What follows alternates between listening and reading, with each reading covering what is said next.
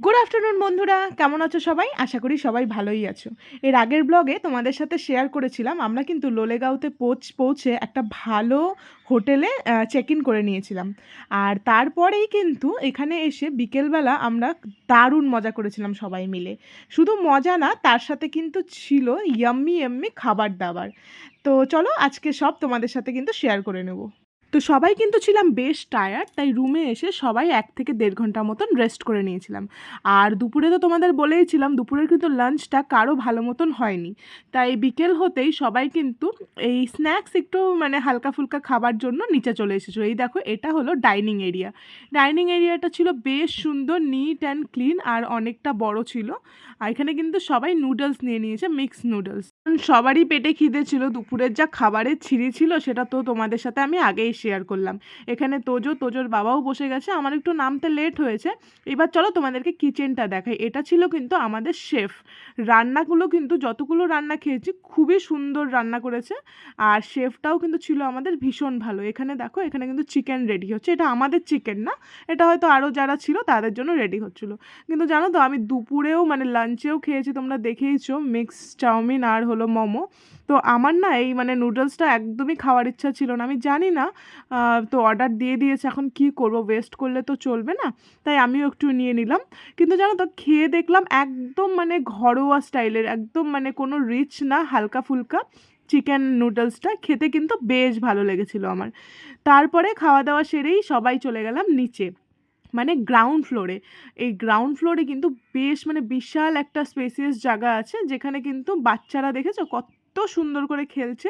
মানে কোনো টেনশন নেই, টেনশন ফ্রি করে আমরা মায়েরা কিন্তু বসে গেছিলাম আড্ডা মারতে, গল্প করতে। আর এখানে বাচ্চারা কিন্তু নিজের মতন করে খেলা শুরু করে দিয়েছিল।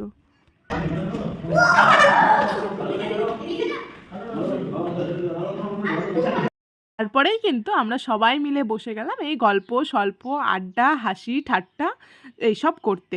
আর জানো তো, উইন্ডোগুলো দিয়ে মানে কালিম্পংটা বাইরে দিয়ে দেখা যাচ্ছিলো, এত সুন্দর লাগছিল দেখতে। জানোই তো রাতের পাহাড় দেখতে কত ভালো লাগে। আর শুধু কি খালি মুখে গল্প করলে হবে, আমাদের কিন্তু চলে এসেছিলো কফি, আর তার সাথে এই যে চিকেন পকোড়া, আর তার সাথে কিন্তু ছিল স্যালাড। এই যে পকোড়ার সাথে স্যালাড দিয়েছিল। পকোড়াগুলো বেশ ভালো ছিল খেতে। গল্প আড্ডা এসবের মাঝেই কিন্তু বেজে গেছিলো প্রায় রাত 10:30। এখন কিন্তু সবারই ডিনারের টাইম হয়ে গিয়েছিলো, আর আমরা মানে শেফদের রিকোয়েস্ট করেছিলাম আমাদের ডিনারটা যেন একটু লেট করে বানানো হয়। আর এই দেখো, এখানে যে ছোট মেম্বার, ওকে তো জানোই, বাচ্চাদের মানে নিয়ে বেরোনো ঘুরতে আসা কিন্তু ভীষণ টাফ।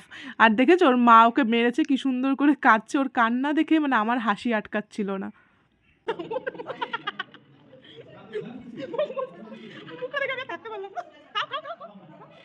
আর এই দেখো, লাইন করে সব নিজেদের হাতে মোবাইল নিয়ে বসে গেছে।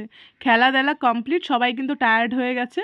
আর জানো তো, ওরা একটু মোবাইল নিয়ে থাকলে কিন্তু আমরা মায়েরা একটু শান্তি মতন করে গল্প করতে পারি। শুধু একজন দুজন, এই দেখো পুচকিটাও মোবাইল হাতে নিয়ে বসে গেছে, খাবে না কিছুতেই। আর ফাইনালি আমরা কিন্তু রাত 11টা বাজে সবাই ডিনার করতে চলে এসেছি। আর ডিনারে ছিল কিন্তু একদম সাদামাটা খাওয়া, আলু ভাজা, মুসুরির ডাল, আর তার সাথে ছিল কিন্তু ভাত। আমি কিন্তু এখানে বলছি যে সার্ভ করে দিতে সবাইকে। আর আমিও সার্ভ করে দিলাম একটু সবাইকে। দেওয়ার পর কিন্তু আমি নিজেরটাও নিয়ে নিলাম। আলু ভাজাটা বেশ ভালো লাগে জানো তো আমার, এরকম আলু ভাজা দিয়ে ডাল দিয়ে আর এর সাথে যদি একটা ডিমের অমলেট হয়, তাহলে তো আর কিচ্ছু লাগে না, আমার মানে স্বর্গ একদম যাকে বলে। তো ডালটাও নিয়ে নিলাম। আর এটা জানো তো কি, এটা হলো দেশি চিকেন। মানে এত ইয়াম্মি হয়েছিল খেতে, কি বলবো তোমাদের, একদম মানে মনে হচ্ছে মাটন। কিন্তু কি সেদ্ধটা একটু কম হয়েছিল। মানে যে শেফ ছিল সে বলল 15 থেকে 20টা সিটি দিয়েছে, তাও বলে সেদ্ধ হয় না।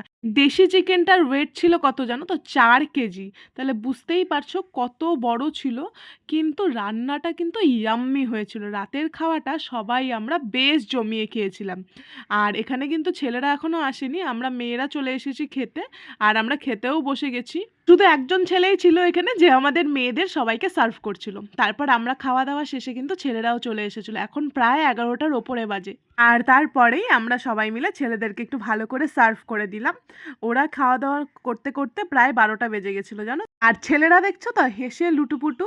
এই হাসির কিন্তু একটাই কারণ ছিল, মানে চিকেনটা এতটাই শক্ত হয়েছিল যে আমরা তো খেয়ে নিয়েছি, কিন্তু ছেলেরা কিন্তু দাঁত দিয়ে ছিঁড়তে পারছিল না, এরকম অবস্থা।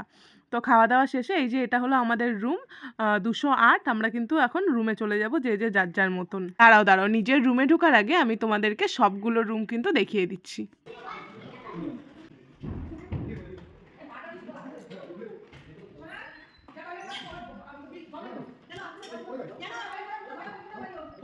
কি সুন্দর হাওয়া!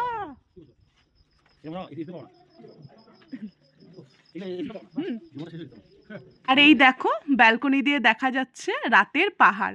মনে হচ্ছে না হাজারো জোনাকি জ্বলছে।